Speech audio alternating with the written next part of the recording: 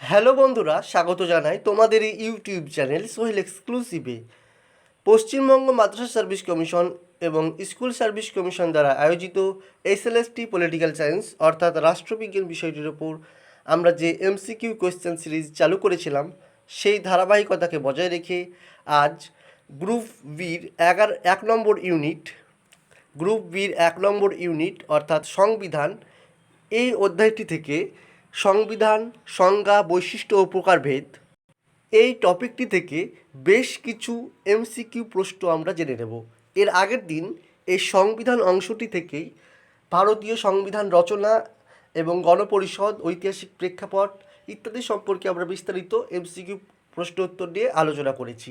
যদি সেই ভিডিওটা কেউ না দেখে থাকো তাহলে আমি ডেসক্রিপশন বক্সে দিয়ে রাখছি, প্রথমে সেই ভিডিওটা দেখে নিও। ভিডিওটি শুরু করার আগে একটা অনুরোধ, চ্যানেলে যদি কেউ নতুন হয়ে থাকো তাহলে অবশ্যই চ্যানেলটি সাবস্ক্রাইব করে দিও এবং পাশে থাকা বেল আইকনটি বাজিয়ে দিও। ভিডিওটি ভালো লাগলে একটা লাইক করে দিও, বন্ধুদের মাঝে অবশ্যই ভিডিওটা শেয়ার করে দিও এবং কমেন্ট করে জানাও তোমার কোন বিষয়ে ভিডিও চাই। চলো আজকের আলোচনা শুরু করা যাক। 1 নম্বর প্রশ্ন, সংবিধান হলো রাষ্ট্রের মৌলিক আইনের সমষ্টি, এ কথা কে বলেছেন? এখানে সঠিক উত্তর হয়ে যাবে অপশান এ, কুলি। সংবিধান হলো রাষ্ট্রের মৌলিক আইনের সমষ্টি, কথা বলেছেন কুলি। ঠিক আছে। 2 নম্বর, সংবিধান হলো সেই সমস্ত মৌলিক নিয়মাবলী যা একটি রাষ্ট্রের শাসন ব্যবস্থার ভিত্তি এবং যা লিখিত, অলিখিত, বিধিবদ্ধ বা বিধি বহির্ভূত হতে পারে, এ কথা কে বলেছেন? সঠিক উত্তর হয়ে যাবে অপশান সি, অস্টিন রেনি। 3 নম্বর, ব্রিটেনে কোনো সংবিধান নেই, এটি কে বলেছেন? এখানে অপশান অনুযায়ী হয়ে যাবে টকভিল।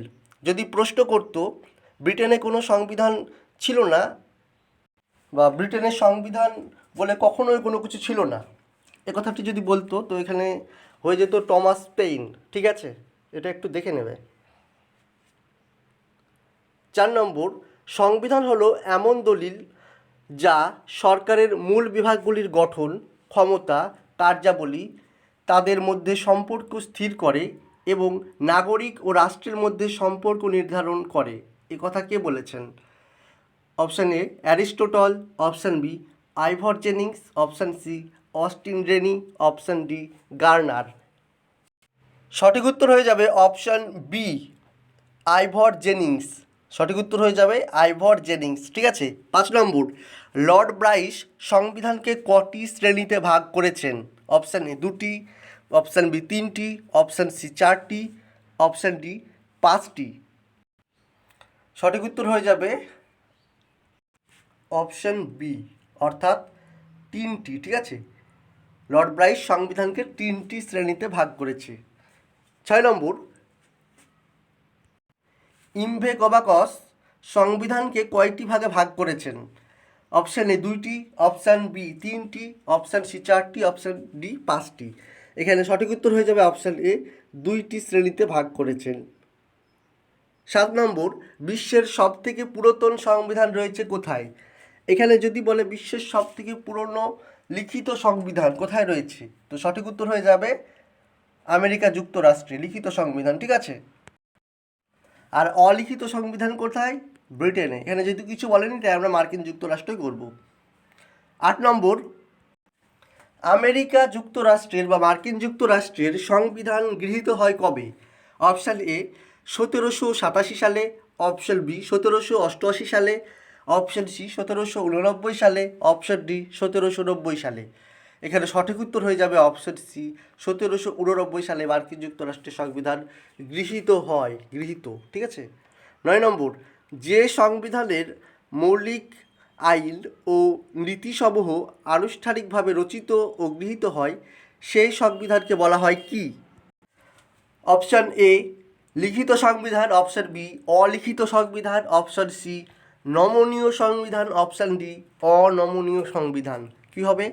এখানে সঠিক উত্তর হয়ে যাবে অপশান এ, লিখিত সংবিধান। ঠিক আছে। যে সংবিধানের মৌলিক আইন এবং যে সমস্ত প্রিন্সিপাল বা নীতিগুলি রয়েছে সেগুলি আনুষ্ঠানিকভাবে লিখিত অর্থাৎ রচিত এবং গৃহীত হবে, সেগুলিকে বলবো আমরা লিখিত সংবিধান। 10 নম্বর, লিখিত সংবিধানের সপক্ষে যুক্তি হলো অপশান এ, এটি সুস্পষ্ট ও সুনির্দিষ্ট। অপশান বি স্থায়ী। অপশান সি সহজবোধ্য। অপশান ডি উক্ত সবকটি।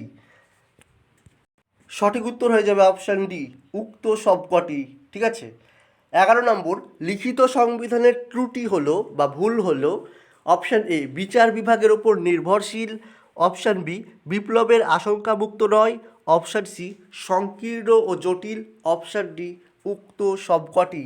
এখানেও সঠিক উত্তর হয়ে যাবে অপশান ডি উক্ত সবকটি। অর্থাৎ ত্রুটি বা ভুল হলো কি, বিচার বিভাগের ওপর নির্ভরশীল এই সংবিধান। দ্বিতীয়ত বিপ্লবের আশঙ্কামুক্ত নয়। তৃতীয়ত সংকীর্ণ এবং জটিল লিখিত সংবিধান। ঠিক আছে। 12 নম্বর, অলিখিত সংবিধানের গুণ হলো অপশান এ নমনীয় ও গতিশীল। অপশান বি জরুরি অবস্থার উপযোগী। অপশান সি সংকীর্ণতা মুক্ত। অপশান ডি উক্ত সবকটি। এখানেও সঠিক উত্তর হয়ে যাবে অপশান ডি উক্ত সবকটি।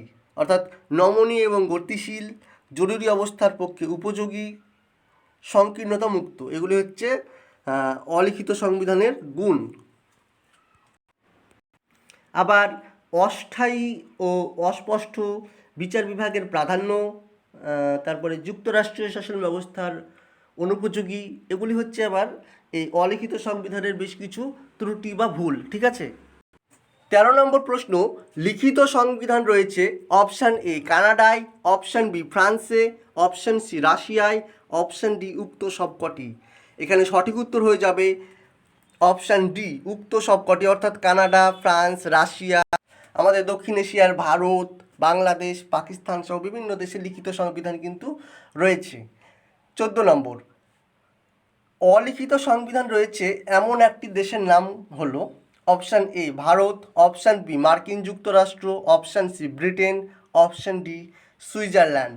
এই 14 নম্বর প্রশ্নের উত্তর, অর্থাৎ অলিখিত সংবিধান রয়েছে এমন একটা দেশের নাম, এই অপশানগুলির মধ্যে থেকে কোনটা উত্তর হবে সেটা অবশ্যই তোমরা কমেন্ট করে জানিয়ে দেবে।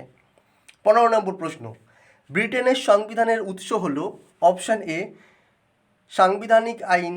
অপশান বি শাসনতান্ত্রিক রীতিনীতি। অপশান সি ধর্ম। অপশান ডি এ ও বি উভয়। এখানে সঠিক উত্তর হয়ে যাবে অপশান ডি এ ও বি উভয়। অর্থাৎ সাংবিধানিক আইন এবং শাসনতান্ত্রিক রীতিনীতি এই দুটোই হয়ে যাবে ব্রিটেনের সংবিধানের প্রধান উৎস। 16 নম্বর, সংবিধান হলো সেই সব নিয়মকানুন যা রাষ্ট্রের জীবনকে নিয়ন্ত্রণ করে, এ কথা কে বলেছেন? Option A Lord Bryce. Option B Lord Acton. Option C Aristotle. Option D Plato. সঠিক উত্তর হয়ে যাবে option A Lord Bryce. Lord Bryce সংবিধান সম্পর্কে বলেছেন, সংবিধান হলো সেই সব নিয়মকানুন যা রাষ্ট্রের জীবনকে নিয়ন্ত্রণ করে। ঠিক আছে। 17 নম্বর, কনভেনশন ও প্রথার মধ্যে প্রধান মিল কোনটি? অপশান এ উভয়ে লিখিত। অপশান বি উভয়ে অলিখিত।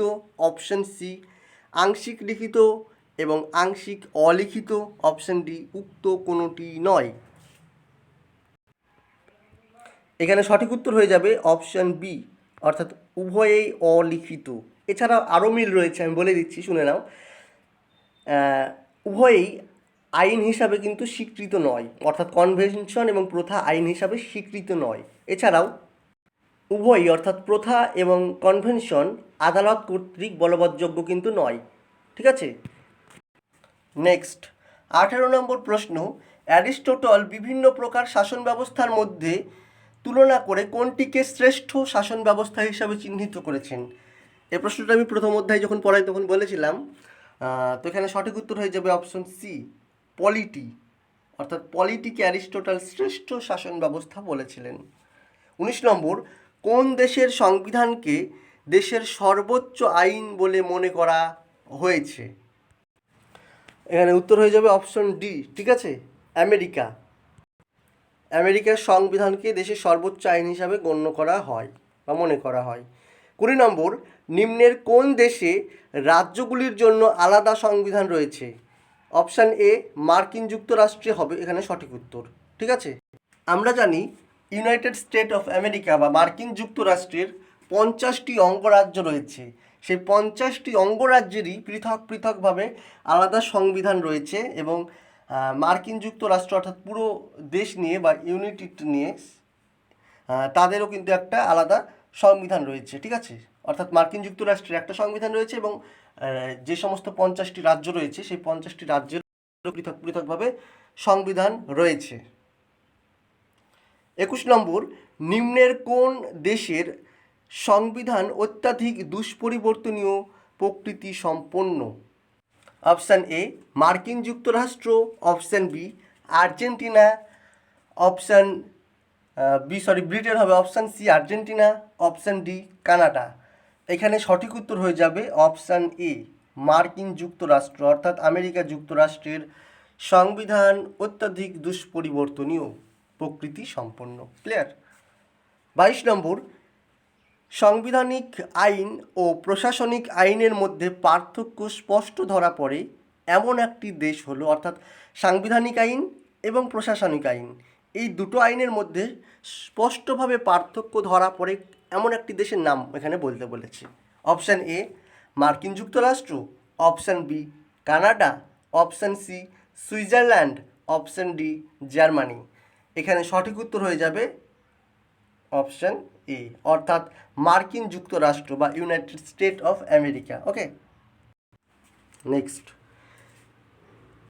23 নম্বর, নিম্নের কোন বিষয়টিকে ব্রিটিশ সরকার এবং প্রশাসনিক ব্যবস্থার হিসেবে চিহ্নিত করা যায়? অপশান এ সাধারণ আইন, অপশান বি পৌর আইন, অপশান সি আইনের অনুশাসন, অপশান ডি কাঠামো কার্যগত আইন। সঠিক উত্তর হয়ে যাবে অপশান সি আইনের অনুশাসন। 24 নম্বর প্রশ্ন, ব্রিটিশ সংবিধানকে এ লিভিং অর্গানিজম বলে বর্ণনা করেছেন কে? অপশান এ অধ্যাপক Ogg, option B Barker, option C Lord Bryce, option D অধ্যাপক ল্যাস্কি। এখানে সঠিক উত্তর হয়ে যাবে অপশান এ অধ্যাপক অগ ব্রিটেনের সংবিধানকে এ লিভিং অর্গানিজম বলে বর্ণনা করেছেন। আচ্ছা, বাকি প্রশ্ন যাওয়ার আগে একটাই বিশেষ ঘোষণা রয়েছে, সেটি বলে দিই। খুব শীঘ্রই পশ্চিমবঙ্গ মাদ্রাসা সার্ভিস কমিশন কর্তৃক আয়োজিত SLST পলিটিক্যাল সায়েন্স অর্থাৎ রাষ্ট্রবিজ্ঞান বিষয়টির ওপর এক্সাম হতে চলেছে। তো সেই জন্য যারা যারা প্রস্তুতি নিন এবং যাদের প্রস্তুতির অনলাইন প্রস্তুতির প্রয়োজনীয়তা রয়েছে বলে মনে করছেন তেনারা অবশ্যই আমাদের সঙ্গে যোগাযোগ করুন এবং অনলাইন কোর্সে আপনারা যুক্ত হয়ে যান। বিস্তারিত তথ্য জানতে 7679955216 এই নম্বরে কল অথবা হোয়াটসঅ্যাপ করুন। ডেসক্রিপশন বক্সে আমি নাম্বারটা দিয়ে রাখছি, ঠিক আছে। কোর্স ফি মাত্র সামান্য রাখা হয়েছে, 1 বছরের জন্য সাবস্ক্রিপশন। ওকে, 1 বছরের জন্য সাবস্ক্রিপশন রাখা হয়েছে, মাত্র 2500 টাকায় পেয়ে যাবেন পলিটিক্যাল সায়েন্স বিষয়টির জন্য। তো অবশ্যই আমাদেরকে কল করুন অথবা হোয়াটসঅ্যাপ করুন, আপনাকে সম্পূর্ণ গাইড করে দেওয়া হবে। এছাড়াও যারা অন্যান্য কাজের সঙ্গে যুক্ত আছেন কিংবা প্রিপারেশান বাড়িতেই নিচ্ছেন, তো যেহেতু এবার নেগেটিভ নাম্বার থাকছে সেই জন্য আমি বলবো যদি আপনারা নিজে করতে পারেন তো খুব ভালো, না পারলে অবশ্যই মক টেস্ট কোর্সটাতে অন্তত জয়েন করুন। 500 টাকা কোর্স ফি রেখেছি, মাত্র এককালীন এটা পেমেন্ট করতে হবে। পরীক্ষা হওয়া পর্যন্ত আপনাকে পুরোপুরিভাবে মক টেস্ট দিয়ে গাইড করা হবে, সেখানে আপনার মক টেস্ট নেওয়া হবে, ঠিক আছে। সেই অনুযায়ী আপনাকে কোশ্চেন পাঠানো হবে, আপনি অ্যান্সারটা পাঠাবেন, সেই অনুযায়ী খাতা দেখে সেটাকে র্যাঙ্ক লিস্ট প্রকাশ করা হবে। এর মাধ্যমে আপনারা আপনাদের কম্পিটিশনটা এবং কোন জায়গায় আপনার রয়েছেন আপনি সেটা কিন্তু ভালো মতো বুঝতে পারবেন। আমার ব্যক্তিগত মতামত হলো অবশ্যই আপনারা এই কোর্সটা জয়েন করুন। 500 টাকা রাখতে হচ্ছে, কোশ্চেন তৈরি সহ অনলাইন অনেক কিছু রয়েছে, সেগুলি কমপ্লিট করার জন্য এটা আমি রাখতে বাধ্য হচ্ছি। আমার ইচ্ছা ছিল ফ্রিতে দেওয়ার, তো কিছু করার নেই, ঠিক আছে। যাই হোক, নেক্সট কোশ্চেনগুলি দেখে নিই। 25 নম্বর, মার্কিন সংবিধানের কত নম্বর ধারায় সংবিধানকে দেশের সর্বোচ্চ আইন হিসাবে বলা হয়েছে? এখানে সঠিক উত্তর হয়ে যাবে অপশান এ 6 নম্বর ধারা, ঠিক আছে। 26 নম্বর অর্থাৎ আজকের শেষ প্রশ্ন, সংবিধানের বৈশিষ্ট্য হলো অপশান এ রাষ্ট্রের চরম ও সর্বোচ্চ আইন, অপশান বি লিখিত ও অলিখিত, অপশান সি রাষ্ট্রের মধ্যে এটি সর্বজনীন, অপশান ডি উক্ত সবকটি। এখানে সঠিক উত্তর হয়ে যাবে অপশান ডি, উক্ত সবকটি। ঠিক আছে, আজকের মতো এখানেই বিদায় নিচ্ছি। দেখা হবে পরবর্তী ক্লাসে। সে পর্যন্ত সকলে ভালো থাকবে, সুস্থ থাকবে এবং মন দিয়ে প্রিপারেশন নিতে থাকবে। সবার সুস্থ জীবন, সাফল্য কামনা করে আজকের মতো এখানেই বিদায় নিচ্ছি। দেখা হবে পরবর্তী ক্লাসে। Bye bye.